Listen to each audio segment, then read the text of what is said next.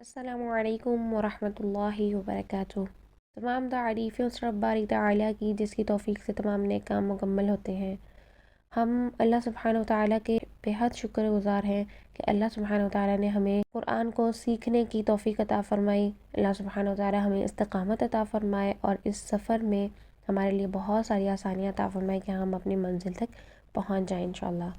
چلتے ہیں اپنے ٹاپک کی طرف اور دعا پڑھ لیتے ہیں۔ رب اشرح لی صدری ویسر لی امری واحلل عقدۃ من لسانی یفقہوا قولی اللہم فقہنا فی الدین۔ تو آج کا ہمارا ٹاپک ہے کھڑی حرکات۔ کھڑی حرکات میں سیم وہی رول اپلائی ہوتے ہیں جو مد اصلی میں رولز اپلائی ہوتے ہیں۔ اگر آپ کو مد اصلی کا ٹاپک سمجھ آ گیا اور آپ نے اچھے سے اس کو پریکٹس کر لی تو آپ کے لیے کھڑی حرکات کو سمجھنا، اس کو ادا کرنا بالکل بھی مشکل نہیں ہوگا۔ کھڑی حرکات کو دیکھتے ہیں ہم کہ کھڑی حرکات کیا ہوتی ہیں۔ کھڑی حرکات ہی کی کھڑی شکل ہوتی ہیں۔ کھڑی حرکات 3 ہیں: کھڑی زبر، کھڑی زیر اور الٹا پیش۔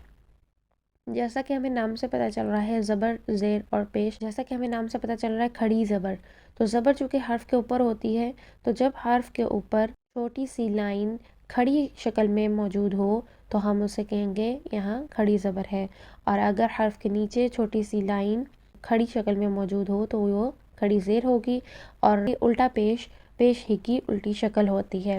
تو یہ کھڑی حرکات ہیں۔ کھڑی حرکات 3 ہی ہیں: کھڑی زبر، کھڑی زیر اور الٹا پیش۔ کھڑی حرکات مد اصلی کے قائم مقام ہے۔ قائم مقام کا مطلب ہے سیم ہونا، سملر ہونا، ایک جیسا ہونا، ایک جیسا مقام رکھنا، ایک جیسی جگہ رکھنا۔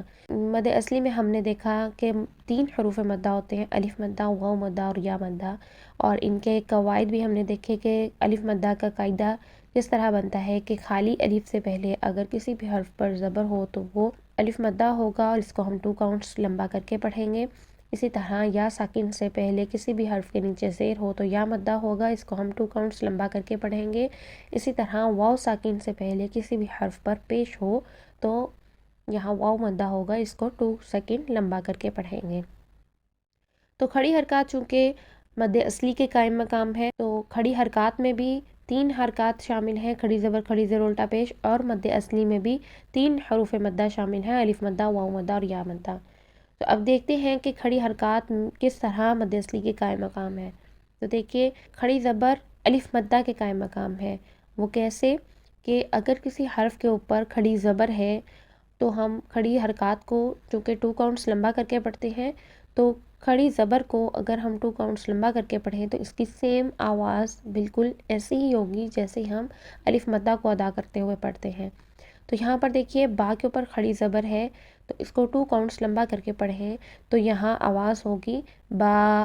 اسی طرح اگر با کے اوپر زبر ہے اور ساتھ خالی الف ہے یعنی الف مدہ ہو رہا ہے تو یہاں پر بھی ہم با کی آواز کو 2 سیکنڈ لمبا کر کے پڑھیں گے الف مدہ کی صورت میں، تو یہاں بھی آواز بن رہی ہے با۔ تو دونوں میں با آواز سیم ہو رہی ہے۔ 2 کاؤنٹس مقدار کھڑی زبر کی ہے، 2 کاؤنٹس مقدار الف مدہ کی ہے، تو یہاں پر ادائیگی میں سیم ایک جیسی آواز آ رہی ہے جس کی وجہ سے ہم یہ کہہ سکتے ہیں کہ کھڑی زبر الف مدہ کی قائم مقام ہے، یعنی کھڑی زبر الف مدہ کی جیسی ہی پڑھی جاتی ہے۔ 2 کاؤنٹس الف مدہ کو لمبا کریں گے، 2 کاؤنٹس کھڑی زبر کو لمبا کریں گے۔ اگر ہم ان کی کاؤنٹس کو لمبا نہیں کرتے اور اس کو ڈراپ کر جاتے ہیں تو ہم لحن جلی کرتے ہیں جو کہ بڑی غلطی اور حرام درجے کی غلطی ہے۔ کھڑی زیر کی طرف چلتے ہیں تو کھڑی زیر یا مدہ کے قائم مقام ہے۔ وہ کیسے کہ جب کسی بھی حرف کے نیچے کھڑی زیر ہو تو اس کو 2 کاؤنٹس لمبا کر کے پڑھیں گے تو اس کی آواز سیم ایسی ہی ہوگی جیسے کہ ہم یا مدہ کو 2 کاؤنٹس لمبا کر کے پڑھتے ہیں تو اس کی آواز ہوتی ہے۔ تو یہاں پر اگزامپل دیکھیے، با کے نیچے اگر کھڑی زیر ہے تو اسے 2 کاؤنٹس لمبا کر کے پڑھیں گے بی۔ تو اسی طرح با کے ساتھ اگر یا مدہ ہو رہا ہے، یا ساکن سے پہلے با کے نیچے زیر ہے تو یہاں پر یا مدہ کو 2 کاؤنٹس لمبا کر کے پڑھیں گے تو یہ بھی سیم ویسی ہی ساؤنڈ آئے گی بی۔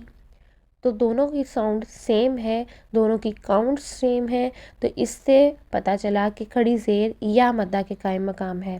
اسی طرح الٹا پیش واو مدہ کے قائم مقام ہے۔ الٹا پیش کو بھی ہم 2 حرکات پڑھیں گے چونکہ ہم نے پیچھے دیکھا کہ کھڑی حرکات کی مقدار 2 حرکات ہے یعنی 2 سیکنڈ ہے۔ الٹا پیش کو 2 حرکات لمبا کر کے پڑھیں گے تو اس کی ساؤنڈ سیم ویسے ہی آئے گی جیسے کہ واو مدہ کو 2 حرکات لمبا کر کے پڑھتے ہیں. جیسے فار ایگزامپل با کے اوپر الٹا پیش ہے تو اس کو ہم 2 کاؤنٹس لمبا کر کے پڑھیں تو آواز آتی ہے بو.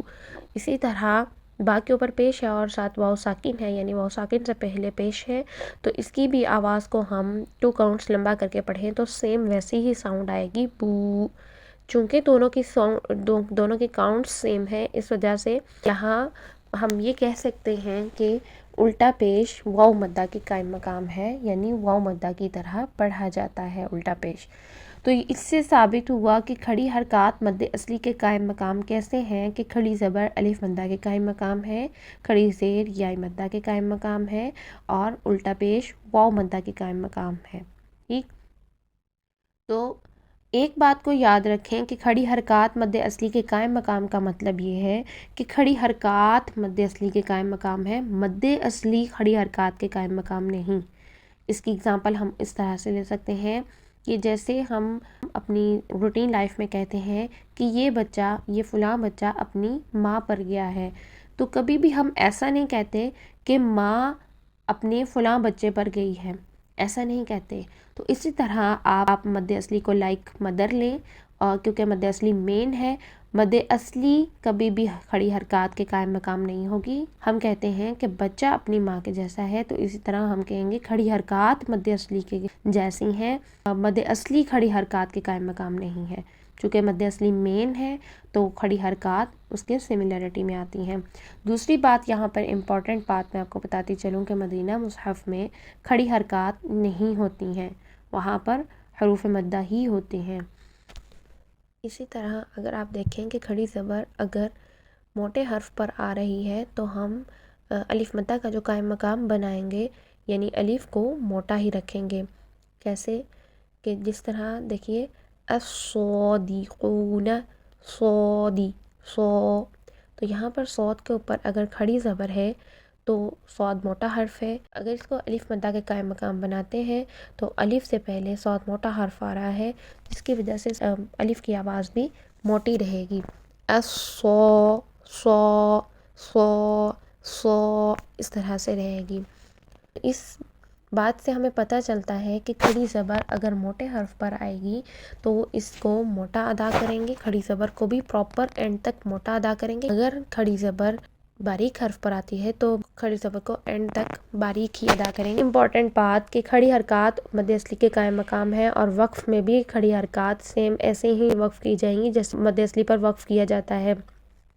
لیکن صرف ایک بات کو مائنڈ میں رکھنا ہے کہ اگر گول ہا حرف کے آخر میں گول ہا ہے اور اس کے اوپر کھڑی حرکت آ گئی ہے تو ہم اس گول ہا کو ساکن میں چینج کریں گے، اس گول ہا کی حرکت کو ساکن کر دیں گے، خود سے سکون عارضی لگائیں گے. جیسے ربی ہی کے نیچے، ہا کے نیچے دیکھیے کھڑی زیر ہے تو ہم اس کو ہا ساکن میں چینج کر دیں گے وقف کی صورت میں. ہم نے دیکھا کہ وقف کی صورت میں باقی تمام کھڑی حرکات اگر کسی بھی حرف پر آتی ہے، کھڑی حرکات آتی ہے یا مد اصلی ہوتا ہے تو ہم اس کو ایز اٹ از پڑھیں گے، ہم اس میں کوئی بھی وقف کی صورت میں چینجنگ نہیں کریں گے سوائے گول ہا کے. اگر گول ہا کے اوپر کوئی بھی کھڑی حرکت اوپر نیچے آ جاتی ہے تو ہم اس گول ہا کو ساکن میں چینج کر دیں گے، ہا ساکن میں چینج کر دیں گے. اسی طرح آپ ایک اور الٹا پیش کی مثال دیکھیے، ربو، یہاں پر جو ہا کے اوپر الٹا پیش ہے اس کو ہم وقف کرتے ہوئے ہا ساکن میں چینج کریں گے. جیسے ختامہ، اس کو بھی ہم ہا ساکن میں وقف کی صورت میں چینج کریں گے وقف کرتے ہوئے. وصل میں تو ہم ختامہ، اس کی الٹا پیش کو ہم 2 کاؤنٹس ہی پڑھیں گے، لیکن وقف کرتے ہوئے ہم یہاں پر ہا کو ساکن کر دیں گے. تو یہ تھا ہمارا آج کا ٹاپک. اللہ سبحانہ وتعالی ہم سب کو بہترین قرآن پڑھنے اور پڑھانے والا بنائے، اور ہمارے لیے بہت ساری آسانیاں کرے کہ ہم دین کے کام یوں ہی بھرپور انداز میں سر انجام دیتے رہیں. اللہ سبحانہ وتعالی آپ سب کا حامی و ناصر. السلام علیکم ورحمۃ اللہ وبرکاتہ.